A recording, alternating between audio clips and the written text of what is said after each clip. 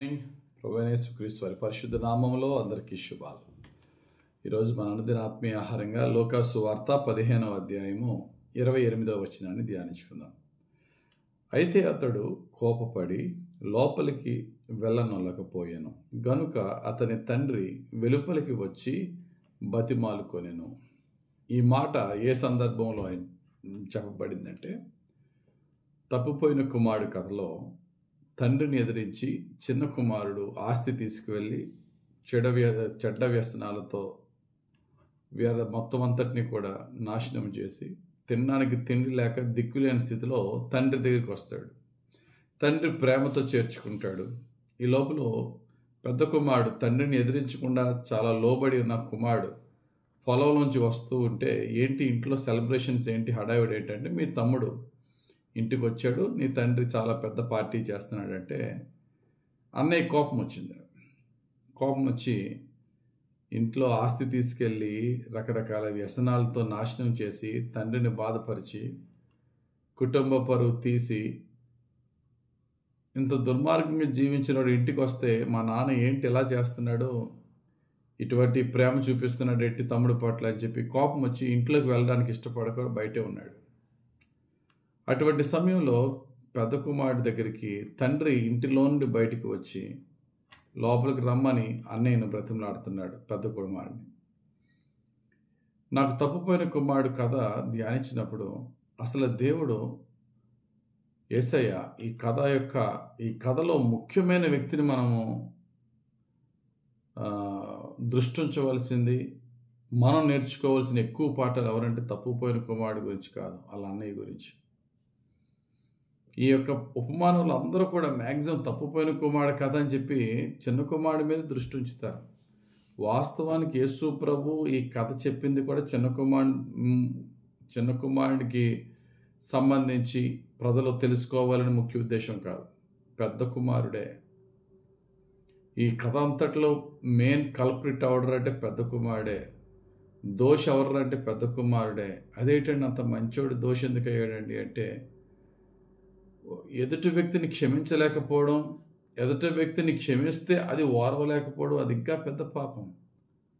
ఈ కథ, ఈ యొక్క పారబుల్ ఉపమానం అయిపోయే లోపల తప్పిపోయిన కుమారుడు ఇంటికి బాగానే వచ్చేసాడు, కానీ పెద్ద కుమారుడు మాత్రం ఇంట్లోంచి బయటకు పోయాడు.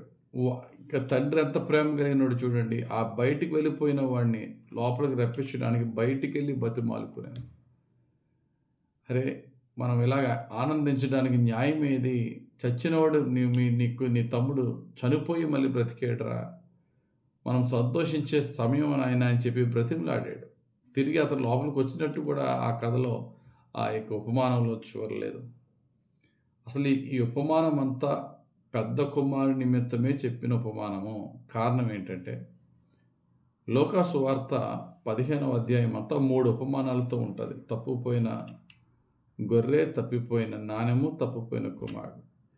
ఇది ఎవరి గురించి ఉద్దేశించి చెప్తున్నాడు అంటే, ఈ 3 ఉపమానాలు చెప్పే ముందు యేసు ప్రభు అక్కడున్న పాపులతోనూ సుంకర్లతోనూ కలిసి భోజనం చేస్తూ, కలిసి సమయం గడుపుతూ, వారిని ప్రేమించి వారిని దీవిస్తున్న సమయంలో అక్కడికి కొంచెం స్వనీతి పరులైనటువంటి వారైనటువంటి కొంతమంది పరిసయ్యులు వచ్చారు.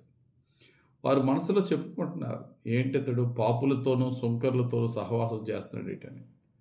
వాళ్ళు ఉద్దేశించి ఈ ఉపమానం చెప్పాడు. చూద్దామా?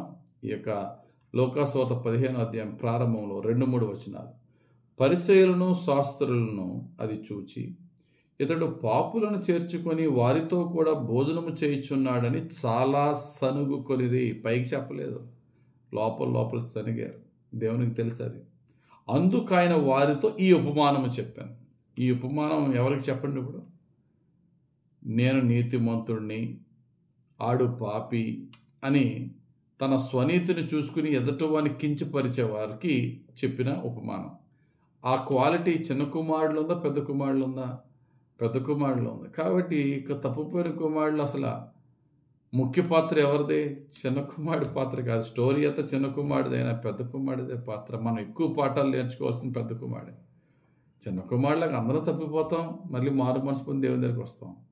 కానీ ఒకవేళ నువ్వు నేను నీతిగా ఉన్నా, తప్పుపోయిన వాడు మారు మనసు పొంది వెనక్కి వస్తే వాడిని చేర్చుకోకుండా వాని మీద ఇంకా వాడి పాపపు జీవితాన్ని బట్టి అదే కోపము ద్వేషం ఉంచుకుంటే మనం పెద్ద దోషులమైపోతామనే సత్యాన్ని ఎప్పుడు గమనించాలి. సాధ్యమైనంత వరకు మనం క్షమించాలి.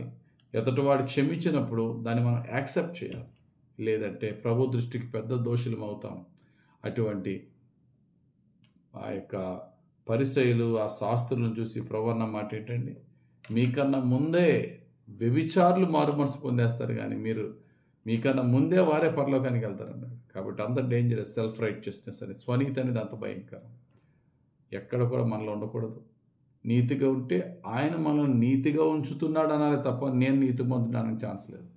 ఆయన కృపలో మనం నీతిగా ఆయన మనల్ని జీవింపచేస్తున్నాడు. కాబట్టి ఎవరు నా పాపంలో పడి ఉంటే, వారు పడిపోయి ఉంటే వారిని మనం స్టేట్మెంట్స్ ఇచ్చి వారిని కించపరచకుండా వారి కొరకు ప్రార్థన చేసి వారిని ప్రేమించి వారిని పైకి లేపడానికి ప్రయత్నిద్దాం. వాళ్ళు నిజంగా మారు మనసు పొందితే పాతవన్నిటినీ మర్చిపోయి ప్రేమగా వారిని చేర్చుకునే హృదయాన్ని ఇమ్మని దేవుడిని అడుగుదాం.